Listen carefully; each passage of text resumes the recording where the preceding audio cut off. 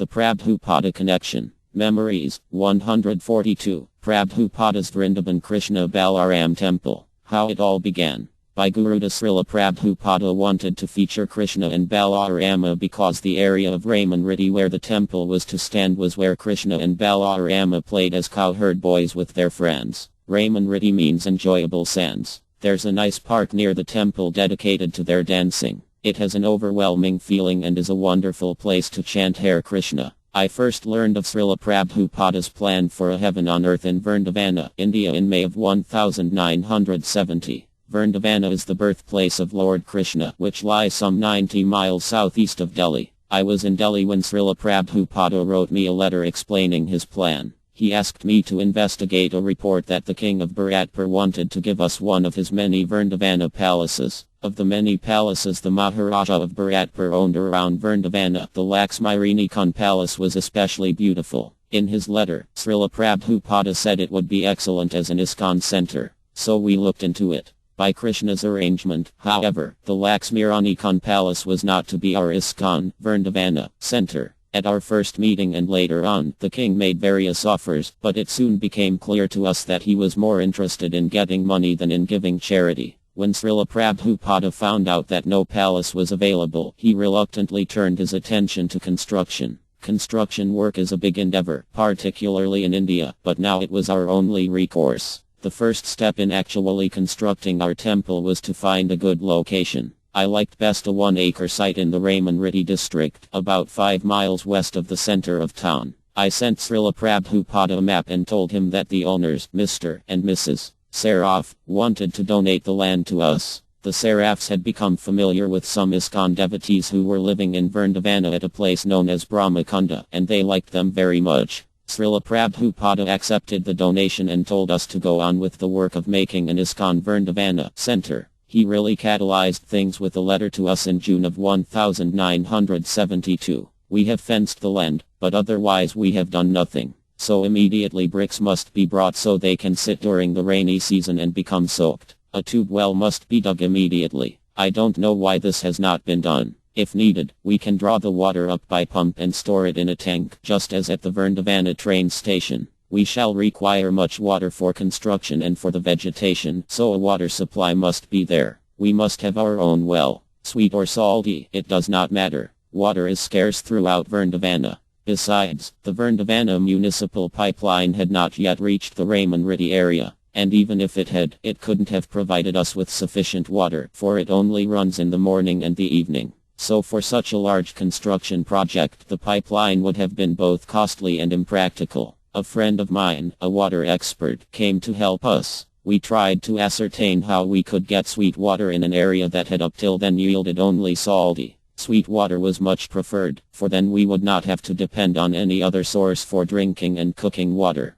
But a sweet water well was almost unheard of in that part of the district, because the ground was full of minerals. In fact, our plot was surrounded by tracts with only salt water wells on them. By Krishna's grace, however, when we finally dug our well we hit pure, sweet water. Everyone in Vrindavana was amazed. They thought that perhaps we were mystics and that certainly Krishna was blessing us. In either case, they reasoned, it made our temple very special. When the sweet well got started, everyone in the area came, not only to ask for water, but also to see the project that had been so blessed by Lord Krishna. As a result, the public opinion forming around us was becoming very positive. The next step in the project was to employ an architect to draw up plans for the building itself. 2 architects from India submitted one plan each, very grandiose schemes, and Saurabha Dasa, a devotee of Srila Prabhupada's from Holland, submitted 2 plans. We chose one of his. He didn't have as many years of experience as the professional architects, but still his design outclassed theirs. As a devotee, he knew exactly how to arrange things for the pleasure of the deities on the altar. In July 1972 Srila Prabhupada wrote me, "You have told me that the water from the well is sweet.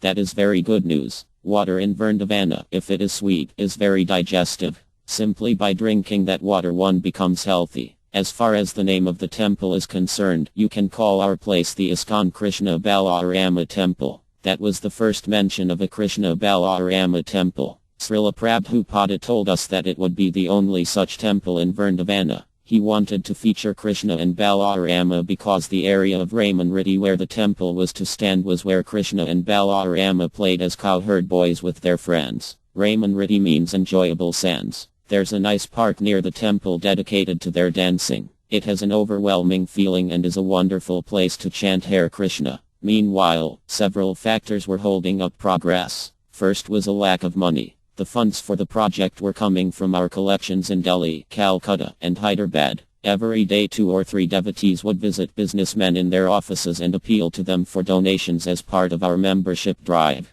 But the money was coming in slowly. In addition, we had little in the way of building materials because of government shortages. Rather than allot goods to religious groups, they preferred to support the army and movie theaters. To try to remedy this situation, I regularly went to Delhi to talk with officials such as the Minister of Mining and the man who controlled allotments of cement. I'd go to their homes early in the morning, sometimes while they were still in their pajamas so they couldn't escape, and impress upon them the need for a center of Krishna consciousness in Vrindavana. This approach finally struck a sympathetic note, and they began to sanction the amounts of cement and steel we needed. But still we experienced shortages. We could get only little bits and pieces here and there, either because we didn't have much money or because the government would only give us small amounts at one time. During this difficult period, Srila Prabhupada wrote me, "Now go on and develop the Vrindavana Center with full enthusiasm and do not be discouraged by any temporary setbacks. Always work in the spirit of being completely dependent on Krishna for everything."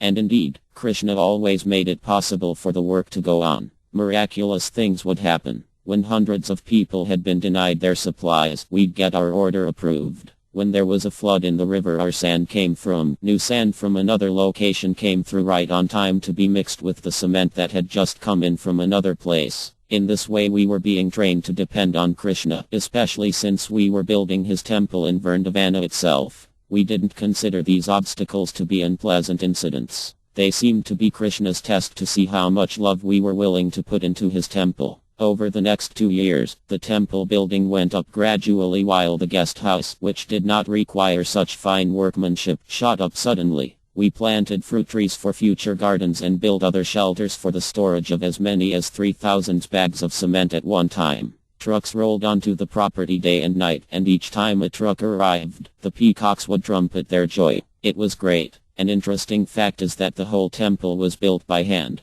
Our only machine was a little cement mixer. The scaffolding was simply bamboo tied together. The ornamental work, peacocks, elephants, scrolls, was done by skilled masons who chipped bricks by hand. We didn't buy anything prefabricated. We cut it ourselves out of brick or red sandstone. After plans for the triple altars had been finalized, we went to Hyper to arrange for the carving of the deities. Bharadra Prabhu went there 3 times, very kindly staying there at great sacrifice to oversee the work. As the completion date drew near, we traveled all over India getting deity paraphernalia, marble plates, silver staffs, 6-foot brass lamps, clothing, a special type of jewelry from Jodhpur, and so on. Then Srila Prabhupada told us how to set up a festival for the temple opening. He told us to invite our life members, religious and government leaders, and dramatic troupes, including ISKCON's dancers. The festival for the opening of the temple was held in April 1975. Dozens of government officials attended from all around the country, including the governor of the state of Uttar Pradesh. There were concerts, dances, plays, guest speakers, feasts for thousands, a 3-day ancient Vedic bathing ceremony to install the deities, and a gigantic parade through the town of Vrindavana featuring elephants and gaily costumed marching bands. Now, a year later, the Krishna Balarama temple is just as Srila Prabhupada wanted it. A living, exciting temple. Classes are held throughout the day in both English and Hindi. Devotees chant before the deities 24 hours a day. The guest house, Vrindavana's only modern accommodation, has 80 beautiful rooms, each with separate bath and balcony, comfortable living by any standards, east or west, and 2 first-class restaurants. Today the Krishna Balarama temple receives more visitors than any other temple in Vrindavana, proving what Srila Prabhupada has always advised us. With enthusiasm, patience, and complete faith in Krishna, all obstacles can be overcome and all endeavors can meet with success. From Back to Godhead Vol. 11 No. 34, 1976.